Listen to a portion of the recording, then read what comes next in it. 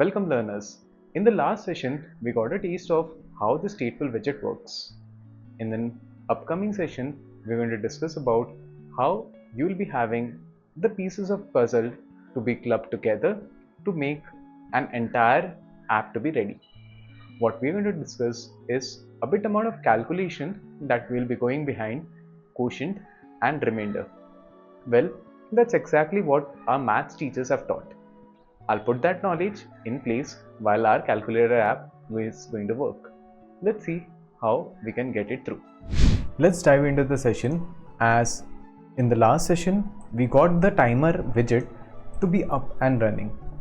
How did we get that? We made our entire timer screen to be a stateful widget, following which we already have got the seconds passed to be plus plus.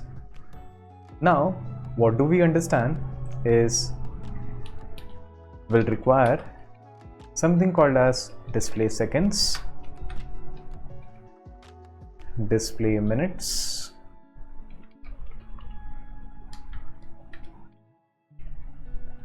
and display hours.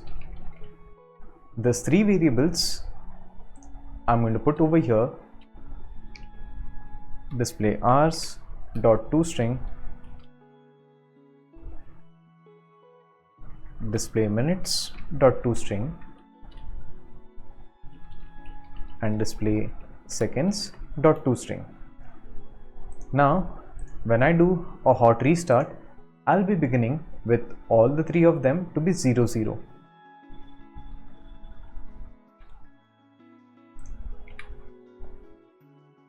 Well, that's exactly what we had imagined.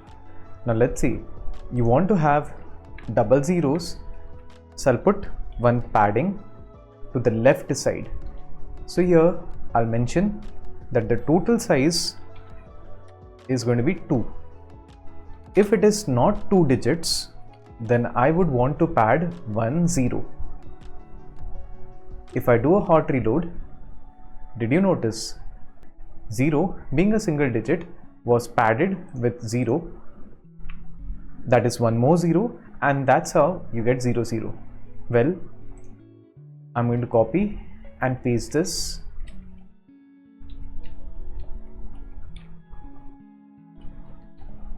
And do a hot reload.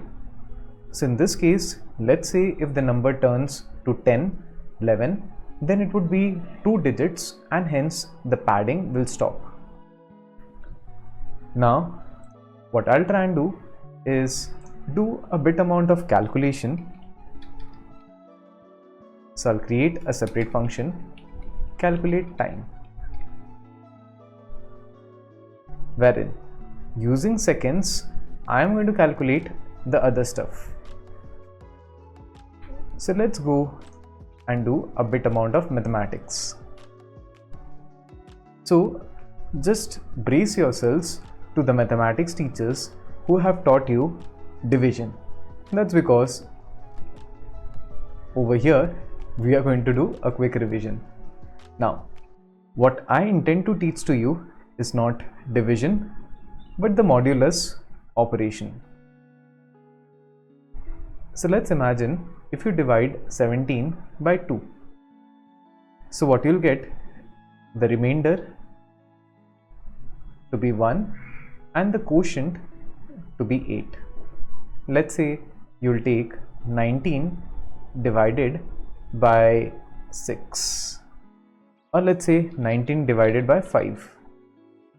In this case, the remainder would be 4 and the quotient is going to be 3.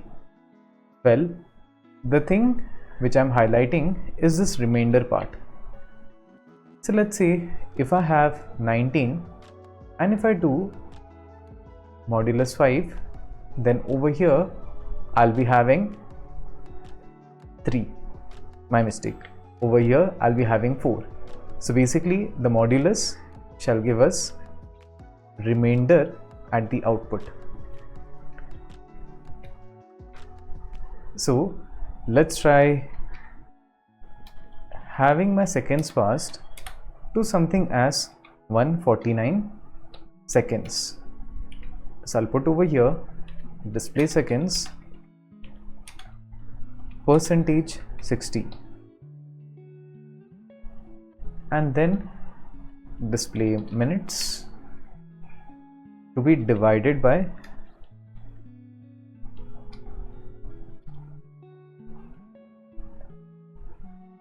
60.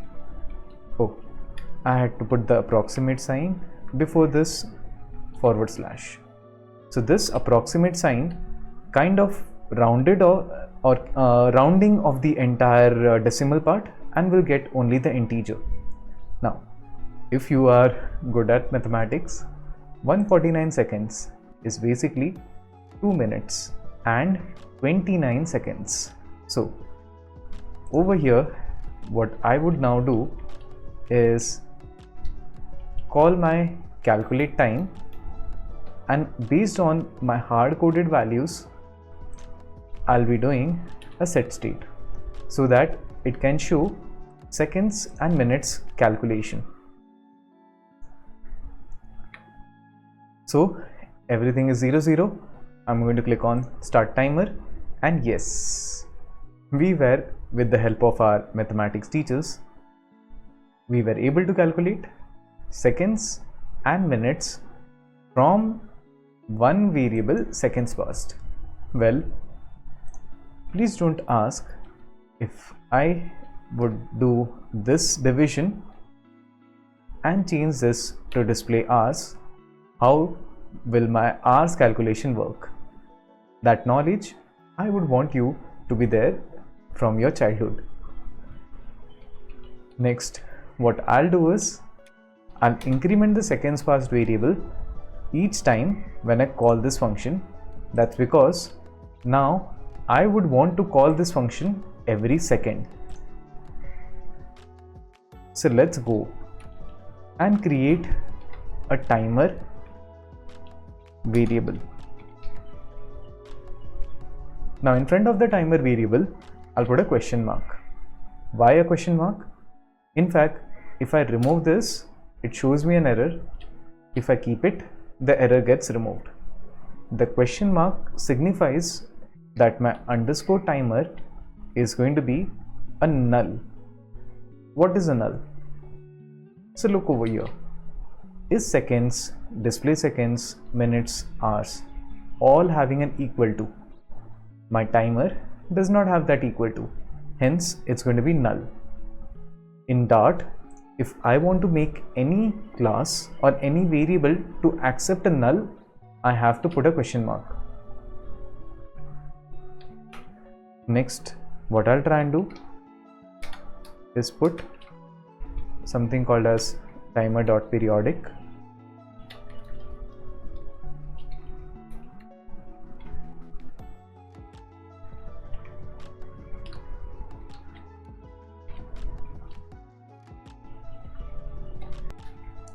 Now, what will this thing do is it will periodically just call this particular function every second. Now let me just try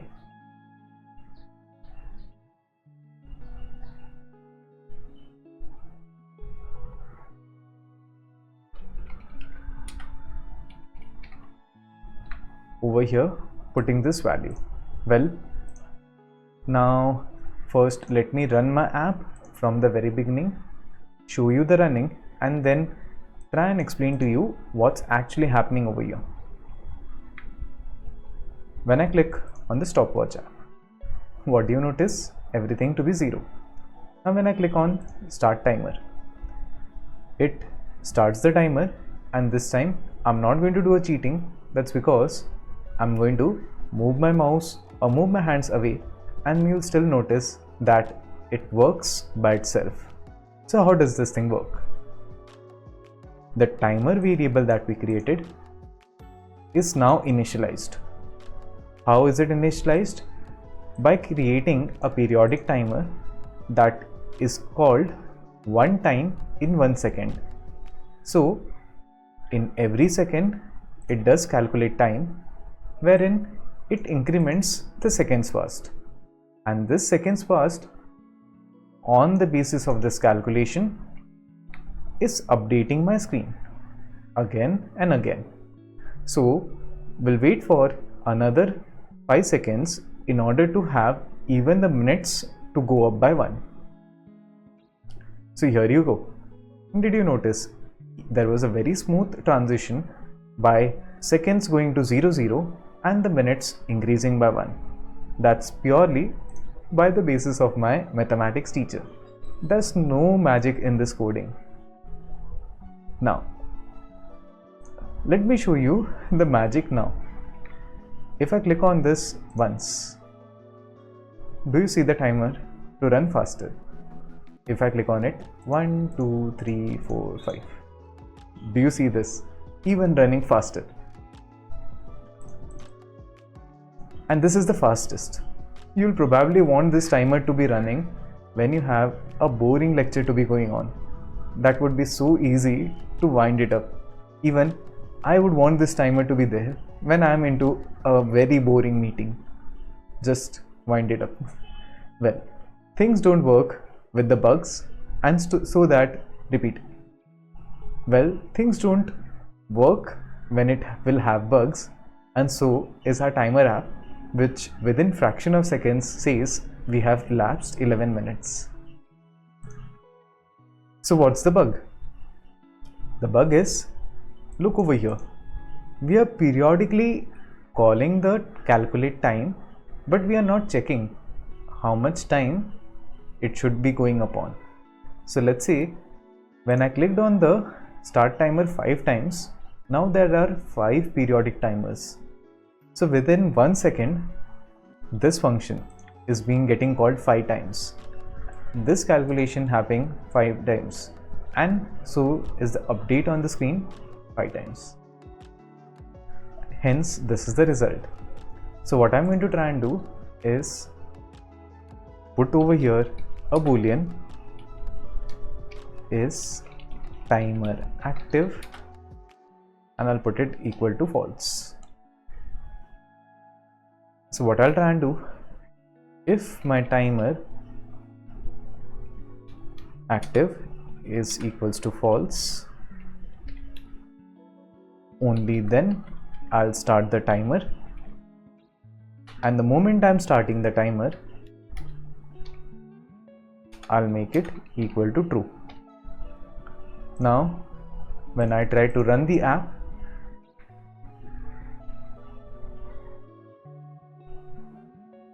I'm going to click on stopwatch and click on start timer. This basically starts the timer and it is working as per before. Now if I go into a crazy mode and click on this haphazardly, it did not actually trigger multiple timers, and hence we have got the bug fixed with a very simple boolean variable. Well, what did I do? This timer is perhaps being active when I click on this button. So what did I do is the boolean variable, I'm making it true. So if your timer active is equals to false, only then it should calculate time, otherwise it should not.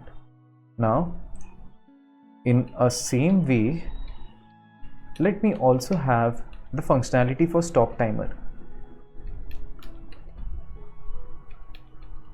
Wait, let me first create the button on draw.io before I head over to the code. So right below the start timer, I'll have my stop timer button, and as the name says,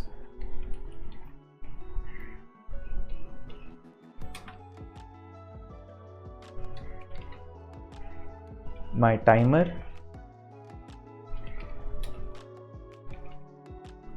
shall be cancelled, and I'll also make the is timer active to be false.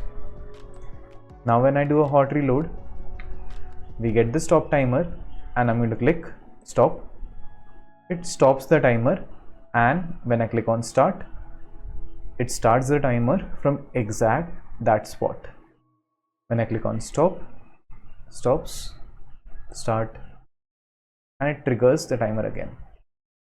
So in this way, this timer active variable is actually helping us quite a good way, as we are able to have a well functioning stopwatch app. The timer cancel basically says that it will be cancelling any running timer. So why do we require a question mark? Like I said, this variable can be null. So let's say if in any chance, if I try to run the app from the very beginning,